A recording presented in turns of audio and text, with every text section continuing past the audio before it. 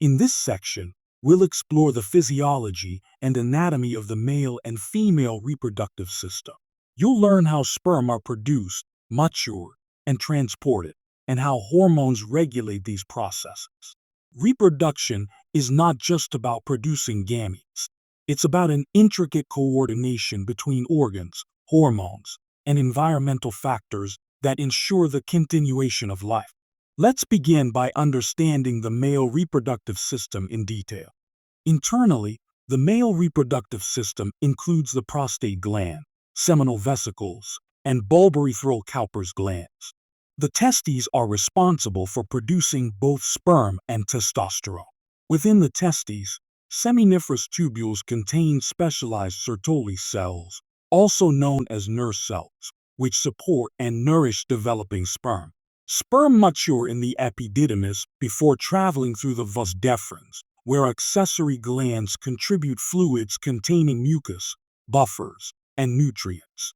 This entire process, known as spermatogenesis, depends on three key hormones: LH, FSH, and testosterone.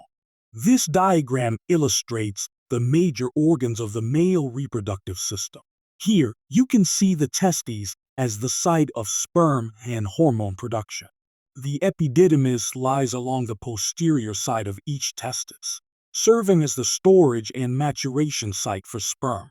The vas deferens carries sperm upward, joining the seminal vesicle to form the ejaculatory duct, which passes through the prostate gland and merges into the urethra. Accessory glands, the seminal vesicles, prostate, and bulbourethral glands, produce fluids that combine with sperm to create semen, providing both nourishment and protection. This slide provides a closer look at the internal structure of the testis. Inside, you can see tightly coiled seminiferous tubules, where sperm cells develop. These tubules connect to the epididymis, where sperm are stored and gain motility. The scrotal cavity maintains an ideal environment for development. The arrangement of tubules maximizes surface area, ensuring efficient production of millions of sperm daily under hormonal regulation. Here, we zoom into the microscopic level to observe sperm development. The process begins with spermatogonia, stem cells located near the basal lamina of the seminiferous tubules. These divide into primary and then secondary spermatocytes, followed by spermatids, which mature into spermatozoa. Between these tubules, interstitial cells, or Leydig cells, secrete testosterone, the primary male sex hormone. Sertoli cells create a blood-testis barrier through tight junctions and secrete proteins that support sperm growth. The fluid inside the tubules is rich in potassium and steroids, providing the optimal chemical environment for spermatogenesis. Spermatogenesis is tightly regulated by the hypothalamic pituitary gonadal axis. The hypothalamus releases GnRH, which stimulates the anterior pituitary to secrete LH and FSH. LH acts on Leydig cells, prompting testosterone production, while FSH targets Sertoli cells, promoting sperm maturation. Testosterone then feeds back to inhibit GnRH and LH release, a classic example of negative feedback regulation. This delicate balance maintains consistent sperm production throughout a male's reproductive life. Androgens like testosterone shape both primary and secondary sexual traits.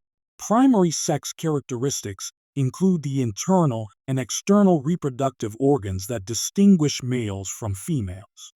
Secondary sex characteristics are features that emerge at puberty, such as increased muscle mass, deeper voice, facial and body hair, and a distinct male body shape.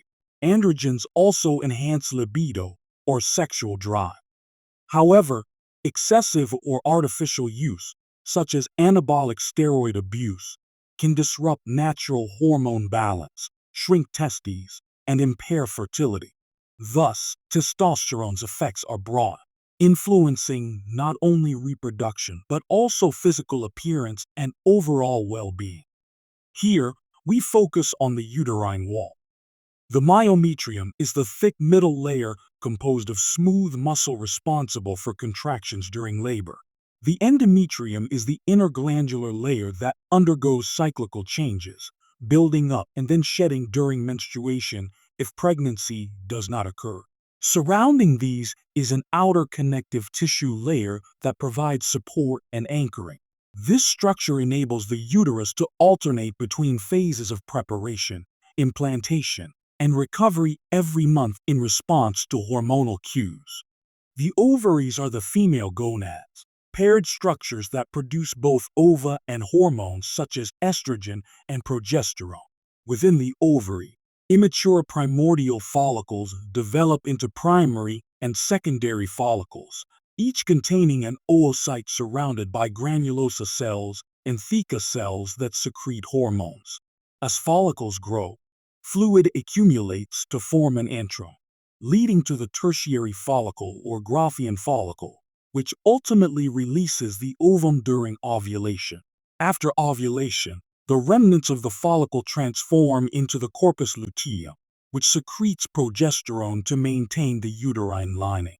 If no pregnancy occurs, it degenerates into the corpus albicans. This figure illustrates the stages of follicular development within the ovary, beginning with the primordial follicle and progressing through primary, secondary, and tertiary follicles, leading up to ovulation and the formation of the corpus luteum and corpus albicans. The primordial follicle is the resting stage, containing a small primary oocyte surrounded by a single layer of precursor cells. As it transitions into a primary follicle, the oocyte enlarges and the granulosa cells proliferate, forming multiple layers. In the secondary follicle, the theca begins to appear and divide into two layers, an inner secretory layer rich in small blood vessels, and an outer connective tissue layer with smooth muscle and larger vessels. Fluid begins to accumulate between granulosa cells, forming small spaces. As the follicle becomes tertiary, these spaces merge into a central fluid-filled cavity known as the antrum, which defines the follicle's rapid growth phase. The zona pellucida, a glycoprotein coat surrounding the oocyte, becomes prominent, protecting the developing egg. When the follicle reaches the dominant or preovulatory stage, it expands up to 30 millimeters in diameter. Meiosis resumes within the oocyte, forming a secondary oocyte and a polar body. Ovulation then occurs, releasing the oocyte into the fallopian tube. After ovulation, the ruptured follicle transforms into the corpus luteum, a temporary endocrine structure that secretes progesterone and estrogen to maintain the uterine lining. If pregnancy does not occur, it degenerates into the corpus albicans, a fibrous skull. This cycle of growth, ovulation, and regression repeats every month, driven by precise hormonal coordination between FSH, LH, and the ovarian cells. The hormonal control of the menstrual cycle truly is a complex yet beautifully coordinated system. Each month, the female body prepares for the possibility of pregnancy through a repeating sequence of events called the menstrual cycle. This process involves two main components, the ovarian cycle and the uterine cycle, each influencing the other through hormonal feedback. In the ovarian cycle, three phases occur. The follicular phase, when follicles in the ovary mature under the influence of hormones. Ovulation, when a single egg is released. And the luteal phase, when the corpus luteum forms and secretes hormones to prepare the uterus for implantation. All of this is carefully regulated by the hypothalamus and pituitary gland, ensuring the reproductive system functions in harmony every month. The uterine cycle mirrors ovarian events, changing the lining of the uterus in response to hormonal signals. It also has three phases. First is the menses, or menstrual bleeding, which occurs when hormone levels drop and the endometrial lining is shed. Next comes the proliferative phase, when estrogen levels rise, stimulating the growth of new endometrial tissue and blood vessels. Finally, the secretory phase begins after ovulation, as progesterone from the corpus luteum transforms the endometrium into a nutrient-rich layer capable of supporting implantation. If no pregnancy occurs, hormone levels decline, the corpus luteum regresses, and the cycle begins again. This rhythmic coordination between the ovary and uterus ensures the body remains constantly ready for reproduction. During the follicular phase, a series of hormonal events prepare the ovary to release a mature egg. The anterior pituitary secretes FSH, which stimulates the growth of several tertiary follicles in the ovary. As these follicles grow, granulosa and theca cells begin to produce steroid hormones, including estrogen. Rising estrogen levels exert negative feedback on FSH and LH secretion, ensuring only one dominant follicle continues to develop while the others degenerate. Meanwhile, estrogen promotes the proliferation of the endometrium, thickening the uterine lining. The granulosa cells also begin secreting inhibin and small amounts of progesterone, which increase the pituitary's responsiveness to GnRH from the hypothalamus. This figure shows how the hypothalamus, pituitary gland, and ovaries interact through feedback loops to regulate each phase of the menstrual cycle. During the early to mid-follicular phase, low levels of estrogen exert negative feedback on GnRH, FSH, and LH, maintaining controlled follicular development. In the late follicular phase, rising estrogen and small amounts of progesterone switch the feedback to positive, triggering the LH surge responsible for ovulation. Once the corpus luteum forms, the luteal phase begins. High levels of progesterone, estrogen, and inhibin inhibit GnRH, FSH, and LH to prevent another ovulation within the same cycle. Finally, as the corpus luteum degenerates, hormone levels fall, feedback inhibition is lifted, and FSH begins to rise again, initiating a new cycle. This coordinated hormonal interplay ensures precise timing of ovulation and uterine preparation. During the early to mid-luteal phase, progesterone from the corpus luteum dominates the hormonal landscape. It transforms the endometrium into a secretory structure, producing nutrients essential for embryo implantation. The cervical mucus becomes thicker, creating a barrier against sperm and pathogens. Progesterone also raises the body's basal temperature, a thermogenic effect that signals the luteal phase.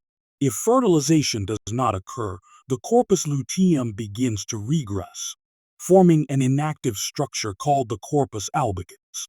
This decline in progesterone and estrogen prepares the body to begin a new menstrual cycle. In the late luteal phase, both progesterone and estrogen levels drop sharply as the corpus luteum disintegrates. This loss of hormonal support causes FSH and LH secretion to resume, initiating the development of new follicles for the next cycle. At the same time, the endometrium sloughs off, leading to menstruation. This marks the end of one cycle and the beginning of another, highlighting the rhythmic balance between hormone secretion, ovarian activity, and uterine renewal. Female secondary sex characteristics are regulated primarily by estrogens and androgens. Estrogen promotes breast development, widening of the pelvis, and fat distribution around the hips and thighs, shaping the typical female physique. Androgens, produced in small amounts by the adrenal cortex, stimulate pubic and axillary hair growth and contribute to libido, or sexual drive. Together, these hormones influence not only reproductive capacity, but also bone health, cardiovascular function, and emotional well-being. Their balance reflects the integrated role of endocrine signaling in defining female physiology and reproductive potential.